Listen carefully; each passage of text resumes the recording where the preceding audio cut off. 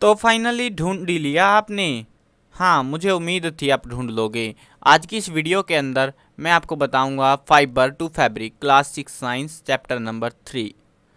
इसका सॉल्यूशन आपको मिलने वाला है, यानी कि चैप्टर की एक्सप्लेनेशन। चलो शुरू करते हैं। मैं हूं अजय और आप देख रहे हैं CCL क्लास। अभी जो है यहाँ पे दो वर्ड्स हमारे सामने आ रहे हैं। पहले तो एक होता है फाइबर। क्या है भैया ये फैब्रिक? क्या होता है? हमें तो कोई आइडिया नहीं है, हमें नहीं पता ये कैसे काम करता है, ये क्या चीज़ें हैं। देखो हम इन शॉर्ट समझें तो आपने जो है धागा देखा है, धागा। तो धागे को आप मान लो फाइबर। वैसे वो फाइबर नहीं होता एक्चुअली में, उससे भी पतली कुछ चीज़ें होती हैं जिनको हम फाइबर बोलेंगे। उसको भी आप कंसीडर कर सकते हो एज अ फाइबर, यानी कि एक पतली चीज़। ये सारी जो है बहुत थिन है, मतलब आपको दिख रही है लेकिन बहुत पतली है ये। अब इस ये जो है ना बहुत सारे फाइबर्स मिल के जो है एक कपड़े का निर्माण करते हैं जिसको हम बोलते हैं फैब्रिक। फैब्रिक कपड़ा जो है आपने अलग अलग टाइप का सुना होगा, लाइक कॉटन का कपड़ा, नायलॉन का कपड़ा, बैग्स के लिए अलग कपड़ा आता है, जूतों के लिए अलग टाइप का कपड़ा होता है, अलग अलग चीज़ें होती हैं। तो इसी के बेसिस पे पूरा चैप्टर है कि फाइबर्स जो है ना, फाइबर्स कैसे होते हैं, क्या क्या काम करते हैं, क्या उनके अंदर भी कोई डिफरेंट कैरेक्टरिस्टिक्स होती हैं। और उसी को देखते हुए फैब्रिक, यानी कि उनसे जो फाइबर से जो फैब्रिक बनेगा वो कैसा होगा, वो कैसा परफॉर्म करेगा। देखो फाइबर कभी भी मजबूत नहीं होता, मतलब ऐसा नहीं होता कि बहुत ज़्यादा मजबूत हो जाएगा। फाइबर एक नॉर्मल होता है। आपने वो कहानी सुनी होगी कि बहुत सारी लकड़ियाँ जब इकट्ठी हो जाती हैं तो उन लकड़ियों के बंडल को ब्रेक करना बहुत हार्ड हो जाता है। तो वैसा ही सीन है, फाइबर जो है इतना मजबूत नहीं होता, बट जो फाइबर मिल के फैब्रिक का जब निर्माण करते हैं, फैब्रिक बनाते हैं, वो फैब्रिक बहुत ज़्यादा मजबूत होता है। उसको हम अपने पर्सनल यूजेस में लेते हैं, यानी कि जो भी डिफरेंट टाइप ऑफ क्लोथ्स हो गए या फिर जो भी धागे से बने होते हैं, फाइबर से मटेरियल बने होते हैं, उनका हम डेली लाइफ में, डे टू डे लाइफ इस्तेमाल करते जाते हैं। अब यहाँ पे कुछ फाइबर्स के बारे में हमें बता रखा है, लाइक आप देखोगे कॉटन, वूल, सिल्क और सिंथेटिक। यहाँ पे देखो एक वर्ड आ रहा है सिंथेटिक। ये सिंथेटिक क्या होता है? देखो सिंथेटिक होता है, मतलब फाइबर जो है ना दो तरीके के रिसोर्सेज से हमें मिलते हैं। एक होता है नेचर से, नेचर ने हमें दे दिया, कुछ हम बनाते हैं, ठीक है ना। मतलब दो तरीके हैं, एक तो नेचर हमको दे रही है। अब नेचर जब हमको देगी, नेचर हमको ये थोड़ी ना बोलेगी कि भैया ये लो और ये कपड़ा ही ले लो तुम सीधा सीधा। देखो वो भी फाइबर ही देगी अपने को। अब ये जो फाइबर होता है नेचर ने हमको दिया, उसके अंदर वो अद्भुत शक्तियाँ नहीं होती, वो नॉर्मल होता है, मतलब ज़्यादा मजबूत नहीं कंसीडर कर सकते हम उसको। बट अगर हम उसको सिंथेटिक उसके अंदर कुछ चीज़ें ऐड कर दें तो उससे क्या होगा कि उसकी जो प्रॉपर्टीज़ थी वो बूस्टअप हो जाएंगी, बहुत ज़्यादा बढ़ जाएंगी। तो उसी के बेसिस पे जो है सिंथेटिक फाइबर्स का निर्माण किया गया और डे टू डे लाइफ में हम इनको यूज़ करते रहते हैं। इन्हीं के बारे में हम अभी पढ़ेंगे आगे, कौन कौन से फाइबर्स होते हैं, कौन से नहीं होते। तो चलो देखते हैं। वैरायटी ऑफ फाइबर्स, यहाँ पे बहुत सारी वैरायटी। देखो ये डिज़ाइन अगर आप देखते हो, ये जो है एक फाइबर का enlarged view of a piece of fabric. देखो फाइबर टू फैब्रिक हमने ये जाना है ना, फाइबर टू फैब्रिक जाना है, हमें फैब्रिक टू फाइबर नहीं जाना। फाइबर से जो है एक पतले धागे से बोल सकते हो, उससे हमें कपड़े का निर्माण करना है, यानी कि फाइबर से फैब्रिक बनाना है। तो ये जो है ना एक फैब्रिक का जो है पूरा डिटेल्ड पिक्चर है। डिटेल्ड पिक्चर मतलब कि उसको जूम करके ऐसे दिखाया गया है। आपने जैसे कभी कपड़े देखा होगा, उसमें से धागे निकलते रहते हैं, तो धागे फाइबर होते हैं और जो वो कपड़ा है वो फैब्रिक होता है। इस तरीके से आप इसको इजीली समझ पाओगे कि एक्चुअली में क्या कहने की मैं कोशिश कर रहा हूँ यहाँ पे। चलो आगे देखते हैं। आगे जो है यहाँ पे अलग अलग टाइप के कपड़ों के बारे में हम यहाँ पे जिक्र करने वाले हैं जस्ट, और ज़्यादा कुछ नहीं करने वाले यहाँ पे। अब देखते हैं यहाँ पे जो है फाइबर के बारे में हमको बताया गया। देखो यहाँ पे आप पिक्चर्स के थ्रू जो है इजीली अच्छे से समझ सकते हो। Splitting the yarn into thin strands, यहाँ पे बता रखा है yarn split into thin strands, यानी कि ये देखो ये जो है एक धागा है, ठीक है। यार्न जो है कच्चा धागा बोल सकते हो या फिर ऐसी चीज़ें, इनसे मिलके ही आगे कुछ बनता है, लाइक इससे मिलके ये बना दिया। तो ये जो है एक कपड़ा है वॉरियर्स के द्वारा पहने जाने वाला। तो जस्ट इस टाइप की चीज़ें होती है। अब देखते हैं यहाँ पे फाइबर्स के बारे में। हमें कुछ डेफिनेशंस हैं जो पेपर में भी लिखनी पड़ेंगी, ऐसे तो समझ लेंगे हम, लेकिन लिखेंगे क्या, है ना।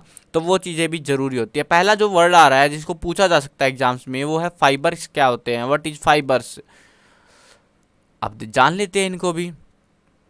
The thin strands of thread that we see are made up of still thinner strands called fibres, यानी कि जो धागा होता है ना, धागे के अंदर जो है रेसे होते हैं, स्ट्रैंड्स का मतलब रेसे होते हैं। तो जो एक धागा होता है, धागे के अंदर जो है पतले पतले रेसे होते हैं, उनको हम बोलते हैं fibres.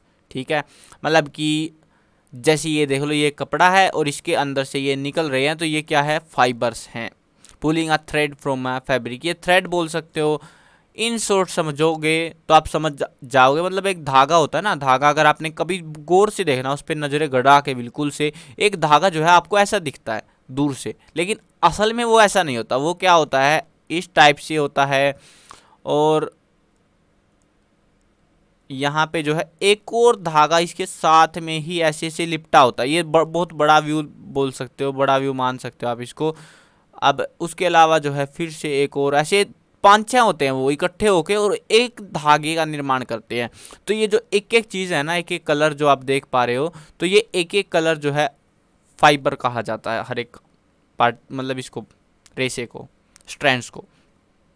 Fibres are made up of yarn and yarns are further made up of fibres, यानी कि जो फैब्रिक होते हैं, फैब्रिक जो है यार्न से मिलके बने होते हैं, और यार्न जो है फाइबर से मिलके बने होते हैं। यानी कि बेसिक यूनिट होती है वो होती है फाइबर। फाइबर जो है मिलती है जब यार्न बनता है, और यार्न जो है मिलके, यानी कि ये धागा जो है, ये जो यार्न है, ये धागा जो है, इसको ये मिलके जो है फैब्रिक का निर्माण करते हैं। अब जो फाइबर होते हैं वो, उनके बेसिस पे हम इनको 2 तरीकों में बांट सकते हैं। एक था सिंथेटिक, एक होता है नेचुरल फाइबर। देखो नेचुरल फाइबर के बारे में पूछेंगे आपसे, व्हाट इज नेचुरल फाइबर। देखो आपको सिंपल लिख देना है, the fibre of some fabric such as the cotton, jute, silk, wool are obtained from plants and animals are called natural fibres. वो फाइबर्स जिनको हमने बनाया ही नहीं है, वो जस्ट हमको मिल गए हैं नेचर से फ्री ऑफ कॉस्ट, मतलब थोड़ी मेहनत करनी पड़ी बट मिल गए हैं वो हमको, हमें बनाने नहीं पड़े, तो उनको हम बोलते हैं नेचुरल फाइबर्स। लाइक कॉटन हो गया, देखो कॉटन का एक प्लांट होता है,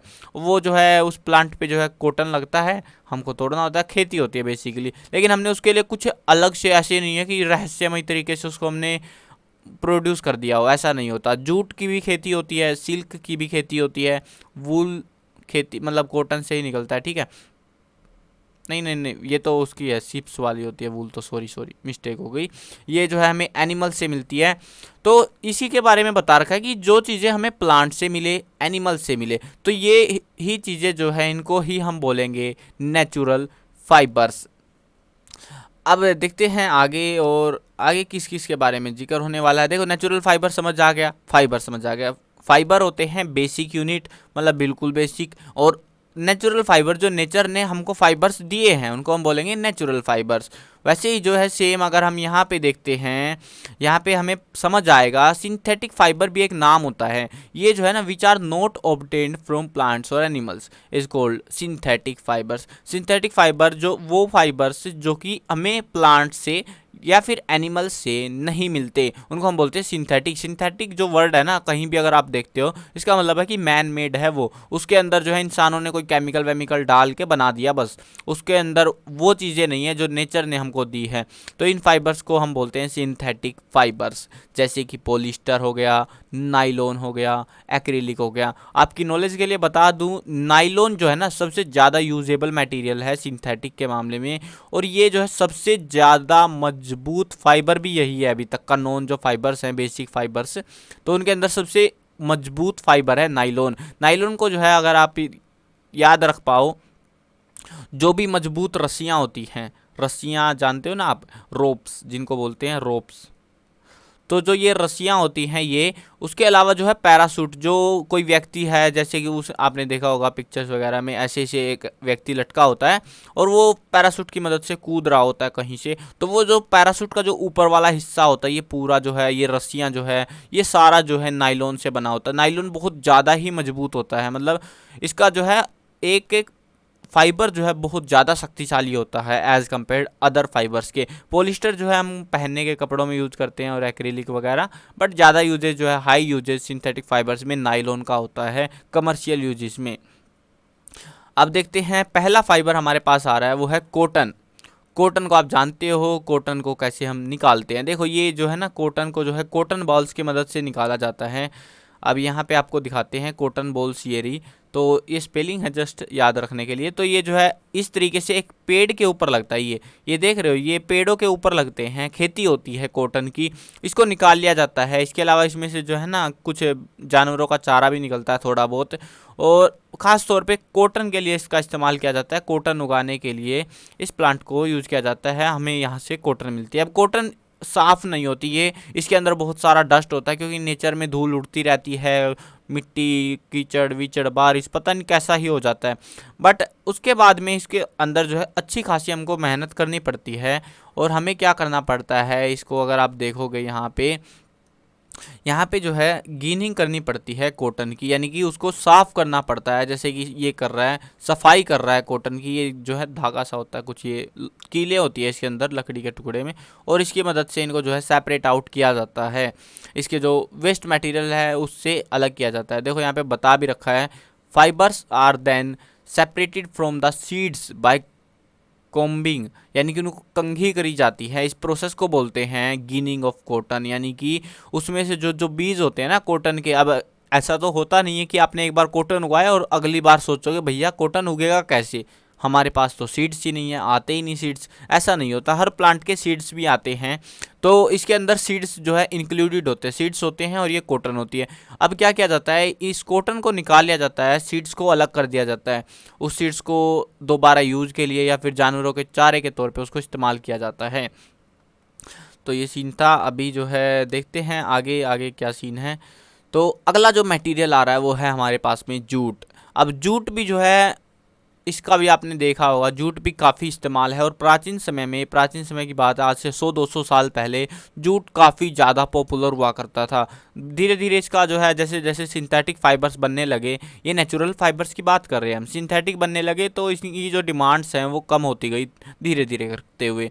अब यहाँ पे जूट के बारे में देखते हैं। जूट फाइबर जो है ऑब्टेन होता है स्टीम ऑफ जूट प्लांट। ये जूट नाम का एक प्लांट होता है, और उस प्लांट से हमको जो है ये जूट का जो फाइबर है वो हमको मिलता है।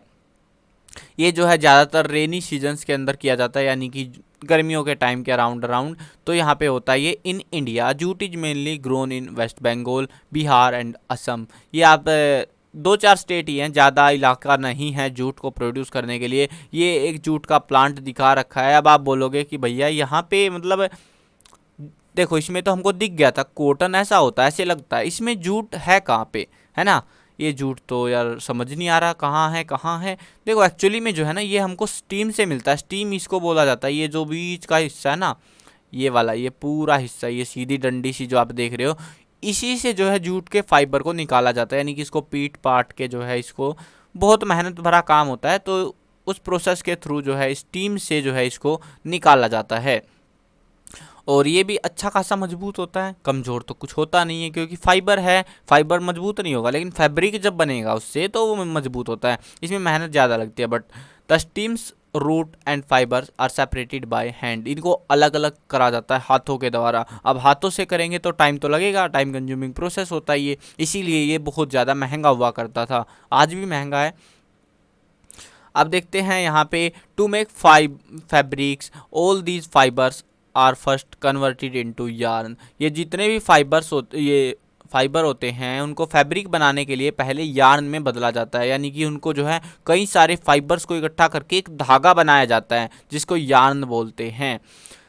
स्पिनिंग कॉटन यार्न, यहाँ पे अगर आप देखोगे नीचे ये चरखा महात्मा गांधी ने चलाया था। ये जो है सेम इसी यार्न को बनाने के लिए चरखे का इस्तेमाल किया जाता था। इसमें जो है कई सारे जो फाइबर्स हैं उनको इकट्ठा करके एक फैब्रिक का निर्माण किया जाता था। स्पिनिंग कॉटन यार्न, यानी कि ये जो पहिए पे ऐसे बना के कुछ जुगाड़ सा लपेट दिया जाता था इसको। अब देखते हैं आगे किस किस चीज़ के बारे में और ज़्यादा जिक्र हमको मिल रहा है। अब देखते हैं, ये जो डेफिनेशन है ये बहुत बार आई हुई है, ये ध्यान रखना आप। देखो स्पिनिंग क्या होती है, स्पिनिंग हिंदी में इसको बोलते हैं कताई करना। The process of making yarn from fibres is called spinning. ये स्पिनिंग मिल्स होते हैं बहुत सारे, आप अगर इंटरनेट पे जाके देखोगे आपको मिलेंगे स्पिनिंग मिल्स के नाम से। बहुत बड़े बड़े मिल्स होते हैं जहाँ पे स्पिनिंग करी जाती है। अब एक एक व्यक्ति अगर बैठ गया स्पिनिंग करने तो बहुत टाइम बर्बाद हो जाता है। तो मिल्स के अंदर मशीनें होती हैं और मशीनें जो है स्पिनिंग का काम करती हैं, हमें जस्ट उसको फाइबर देना होता है, फाइबर की स्पिनिंग कर दी जाती है और उसको बदल दिया जाता है यार्न के अंदर। तो ये चीज़ होती है यहाँ पे। अभी जो है इसके आगे अगर हम बढ़ते हैं तो यहाँ पे कुछ वर्ड्स हमको देखेंगे। देखो अनदर हैंड ऑपरेटेड डिवाइस भी हैं जिनको हम बोलते हैं लाइक चरखा। चरखा जानते हो, महात्मा गांधी वाला चरखा, वही है ये। तो ये चरखा जो है कुछ इस तरीके का होता है। एक डिज़ाइन आपको दिखाता हूँ चरखे का। चरखा जो है एक ऐसे पहिया होता है राउंड शेप्ड, उसके ऊपर जो है यहाँ पे धागा लपेटा जाता है। मतलब ऐसे 3D व्यू नहीं बन पाएगा बट आप समझोगे। तो यहाँ पे जो है ना ये वाला जो हिस्सा, ये बीच वाला हिस्सा होता है, आगे दिखाएंगे, फोटो भी आ जाएगा। तो ऐसा सा कुछ होता है ये, और इसकी मदद से जो है इस पे ऐसे धागा लपेटा जाता है, इससे भी स्पिनिंग करी जाती है। ज़्यादातर मशीनों से होती है बट इंडिया में किसी ज़माने में हैंडमेड का भी ट्रेंड हुआ करता था। तो उस टाइम पे जो है इसको इंट्रोड्यूस कराया गया था चरखा को। उसके अलावा देखते हैं एक तकली नाम का भी शब्द यूज़ होता है। A simple device use for spinning is a hand spindle also called तकली। इसको हम तकली भी बोलते हैं या फिर जो है हैंड स्पिंडल, हाथों से ही इसका इस्तेमाल किया जाता है। दोनों हैंडमेड है। चरखे का भी इसको महात्मा गांधी के टाइम पे पॉपुलराइज किया गया। महात्मा गांधी ने इंडिपेंडेंस मूवमेंट के तौर पे इसको इस्तेमाल किया, इसका एज अ पार्ट बनाया और उसके बाद से हम इसको जानते हैं। उससे पहले यूज़ होता था बट हम इतना नहीं जानते थे इसके बारे में।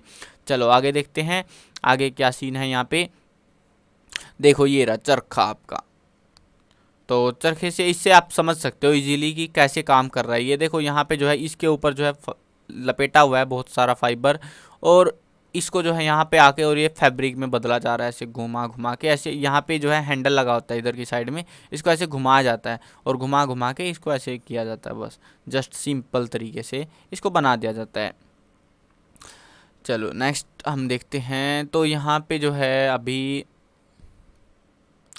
देखो यहाँ पे कुछ चीज़ें बता रखी हैं, ये काम आ सकती हैं, एमसीक्यू टाइप क्वेश्चन बन सकता है इधर से। देखो या clothes made of the hand spun yarn termed as khadi. इनको जो है ना महात्मा गांधी के टाइम पे खादी नाम का एक कपड़ा जो है बहुत ज़्यादा वायरल हो रहा था, बहुत ज़्यादा मशहूर हो रहा था।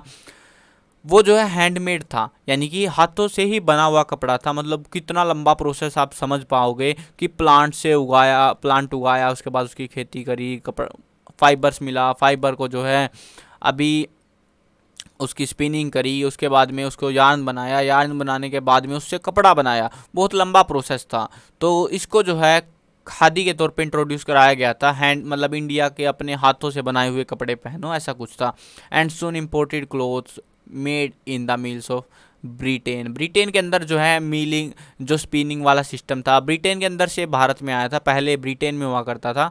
आगे आगे आने वाली क्लासेज में आप पढ़ते जाओगे कि किस तरीके से जो है पूरी दिक्कतों का सामना करना पड़ा। स्टार्टिंग में बहुत झमेले हुए, बहुत लड़ाइयाँ हुई स्पिनिंग को लेके, क्योंकि बहुत सारे वर्कर्स थे। अब देखो एक फाइबर बनाने के लिए आप बेसिकली बहुत छोटा सा प्रोसेस होता है, लेकिन मतलब अभी के लिए छोटा सा होता है, आज के टाइम पे यानी कि 2022-23 का जो टाइम पीरियड चल रहा है आपका, तो उस टाइम पीरियड में होता ही है, ठीक है।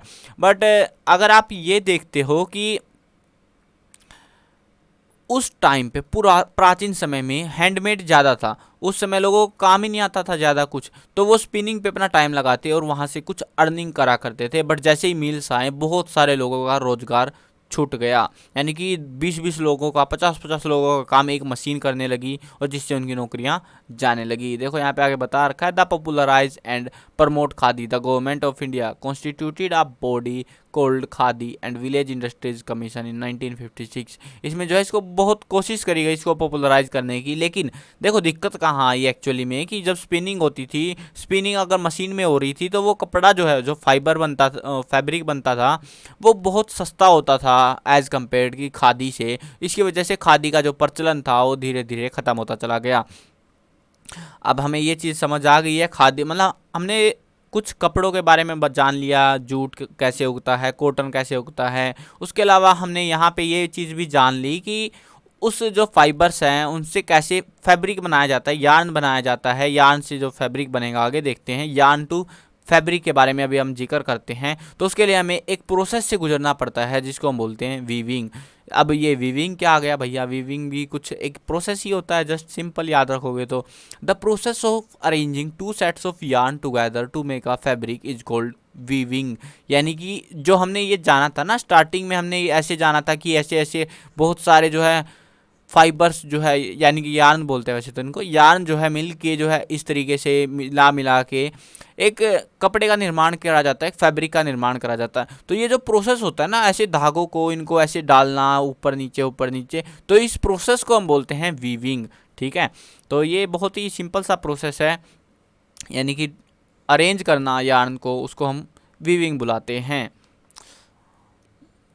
यहाँ पे आप इसको इस तरीके से, इस प्रोसेस से जो है आप इजीली समझ सकते हो। ये जो है इन्होंने तो कागज़ से बना रखा है, कागज़ से जो है वीविंग का प्रोसेस दिखाया गया है कि किस तरीके से वीविंग होती है। और ये जो है जैसे दो कागज़ लो, एक ए और एक बी, उल्टा बोल दिया, कोई ना। अब जो है यहाँ पे आपको जो है इसके अंदर से ऐसे कटिंग मार देनी है, लंबे वाली, बस लंबे वाली ऐसे कटिंग मार दो। उसके बाद में ऊपर नीचे करते हुए इनको सील देना है आपको। बस आप ट्राई कर सकते हो, ये चीज़ बहुत ईजी होती है। और आपका फाइनल प्रोडक्ट कुछ इस तरीके का बनने वाला है। अब ये जो प्रोडक्ट बनेगा आपका, वैसे तो काम कुछ आएगा नहीं, बट देखने में बहुत खूबसूरत लगता है, और इसी को बोला जाता है वीविंग। आपने अगर कभी देखा होगा नाइटिंग, यानी कि ये भी जो है एज अ वीविंग का ही एक प्रोसेस होता है। इसके अंदर जो है ऊन लेके सर्दियों के कपड़े बनाए जाते हैं। आपके घर में मम्मी कभी बनाती होगी या दादी ने कभी बनाया होगा इसको, बट आज के टाइम पे तो ख़त्म सा ही हो गया, क्योंकि स्पिनिंग जो है या फिर मशीनों ने इतना ज़्यादा जो है ओवरटेक कर लिया है सिस्टम को, कि इसका जो चलन है वो आज के टाइम पे ऑलमोस्ट ख़त्म हो गया है। चलो आगे देखते हैं, आगे क्या क्या आ रहा है हमारे पास में। वीविंग हमें समझ आ चुकी है। उसके बाद में जो है एक वर्ड आ रहा है हमारे पास में, जिसको हम बोल रहे हैं लूम। लूम क्या होता है? देखो, हमने स्पिनिंग जानी ना, स्पिनिंग जो है इंडस्ट्रीज के अंदर होती है, तो वही सा प्रोसेस है। उसके आगे का जो प्रोसेस है, यानी कि the yarn are much thinner than our paper strips, of course बहुत पतले होते हैं। Weaving of fibre is done on the looms. यहाँ पे जो है लूम्स के अंदर, मीलों के अंदर जो है इसको बनाया जाता है। द लूम्स आर इधर हैंड ऑपरेटेड और पावर ऑपरेटेड। देखो, जो हैंड ऑपरेटेड होते हैं उनको बोलते हैं हैंड लूम। आप अगर कभी वर्ड यूज मिलेंगे आपको, ऐसा नहीं है कि मिलेंगे नहीं, ये वर्ड्स जो है स्टैंडर्डली आज के टाइम पे भी यूज़ किए जाते हैं। हैंडलूम्स, अगर आपको कहीं मिल रहा है कि ये हैंडलूम है, यानी कि यहाँ पे हाथों से काम किया जाता है। अगर आपको हैंडलूम की बजाय यहाँ पे मिलेगा ये पावर लूम, पावर लिखा मिलेगा, मतलब इंटरनेट के ऊपर आप कपड़ा ढूंढोगे ना, उस पर लिखा मिलेगा बाकायदा कि ये कौन से लूम से बना हुआ है, हैंडलूम है या पावर लूम है। पावर लूम यानी कि बिजली से बना के मीलों में बना हुआ है। हैंडलूम का मतलब है कि हाथों से बनाया गया है वो, जैसे कि यहाँ पे बनाया जा रहा है, हैंडलूम बोलते हैं इसको। ठीक है, अब इसके आगे का प्रोसेस होता है हमारा knitting. Knitting, have you noticed how sweaters are knitted? इसको हम बोलते हैं नाइटिंग, यानी कि मतलब आज के टाइम पे सेम सा प्रोसेस होता है। इसमें तो जैसे एक बड़ा पूरा सिस्टम होता है, उसमें जो है बस आपको जो है वूल चाहिए और उसको लो और लग जाओ काम पे, जैसे कि यहाँ पे लगे हुए हैं। ये मैंने जस्ट आपको डिस्क्राइब भी कर दिया था नाइटिंग के बारे में। तो इस तरीके से इसमें इसको मैंने भी ट्राई किया था। काफ़ी हार्ड प्रोसेस होता है यार, लिटरली, मतलब इतना भी ईजी नहीं होता, बट हाँ, इससे कपड़े बनाए जाते हैं सर्दियों के ज़्यादातर, और यूज़ किया जाता है उनको। इसका एक ही फ़ायदा होता है कि इसको जब आप मतलब इस वूल को जो है वापस इससे वापस ले सकते हो, इसी धागे को। जब आपका मन करे कि भैया ये स्वेटर में मज़ा नहीं आ रहा, तो आप क्या करो कि इसको जो है वापस से इसको खोल दो ऐसे धागे को, और वापस से आपको जो है ये बंडल आप बना सकते हो। तो ये भी मस्त प्रोसेस था, आज के टाइम पे वैसे नहीं हो सकता। चलो नेक्स्ट हम आगे बढ़ते हैं, आगे देखते हैं हिस्ट्री ऑफ क्लोथिंग। आपका जो है टॉपिक ऑलमोस्ट ख़त्म हो गया है। छोटा सा चैप्टर था, बट मैंने इतनी डिटेल में आपको करा दिया है क्योंकि आने वाली क्लासेस के अंदर आपको जो है 8th के अंदर भी ये टॉपिक मिलने वाला है, और सेम सा टॉपिक है, ज़्यादा डिफरेंस नहीं है। तो अगर एक बार समझ लोगे तो बार बार समझने की ज़रूरत ही कहाँ पड़ेगी, है ना। मज़ा भी आता है यार फिर जानने में। History of clothing material, clothes जो है स्टार्टिंग से यूज़ किए जा रहे हैं। इजिप्ट, एशियन टाइम, बहुत पुरानी बात है, इजिप्ट के पिरामिड और ये चीज़ें, उस टाइम से ही हमें क्लोथ्स के जो है प्रूफ्स देखने को मिलते हैं, यानी कि उस टाइम के लोग भी कपड़े पहना करते थे। आज के टाइम पे अगर देखते हो, sari, dhoti, lungi, turban used and unstitched piece of fabric, यानी कि इसको जो है बिना सिले हुए भी कुछ कपड़े हैं जो इस्तेमाल किए जाते हैं, कुछ को सीला जाता है, जैसे कि आपके जो है टी शर्ट हो गई या पैंट हो गई, उनको सील के इस्तेमाल किया जाता है। लेकिन कुछ ऐसे होते हैं, जैसे साड़ी हो गई, जस्ट सिंपल फैब्रिक होता है, मतलब एक बड़ा सा ऐसे ऐसे कपड़ा होता है, बस कुछ नहीं होता उसमें, डिज़ाइन होते हैं लिटरली, लेकिन उसको जो है सिलाई नहीं करी जाती उसकी, लेकिन ऐसे ही इसको इस्तेमाल किया जाता है। उनके बारे में बता रहे हैं, साड़ी हो गई, धोती हो गई, लुंगी, तो ये चीज़ें आज के टाइम पे भी इनको इस्तेमाल किया जा रहा है। अब आप आगे देखते हो तो आप सिंपली इस प्रोसेस से समझ सकते हो कि कॉटन के रोल्स आते हैं, उनकी जो है गिनिंग होती है, फाइबर बनते हैं, यानी कि इसको स्पिनिंग बोला जा रहा है। मतलब बेसिकली यहाँ पे कुल मिला के फाइबर जो है बनने के अंदर फाइबर से यार्न बनते हैं। ये गिनिंग जो है ना मतलब एक अलग करते हैं उसको, कॉटन रोल्स होते हैं ना उनमें से अलग करा जाता है, छटाई करी जाती है, कचरा वचरा निकाल दिया जाता है बाहर। उसके बाद उसकी स्पिनिंग होती है, स्पिनिंग से मिलता है यार्न, और यार्न को दो तरीके से हम फैब्रिक में बदल सकते हैं। एक होता है वीविंग, होता है एक होता है नाइटिंग। नाइटिंग का मतलब हाथों से बना लो, हाथों से जैसे हमने जाना था पीछे, और एक होता है वीविंग, सिंपल मशीनों से बना लो, है ना। दोनों ही प्रोसेस है, दोनों में कपड़ा तो बनता ही है कुल मिला के।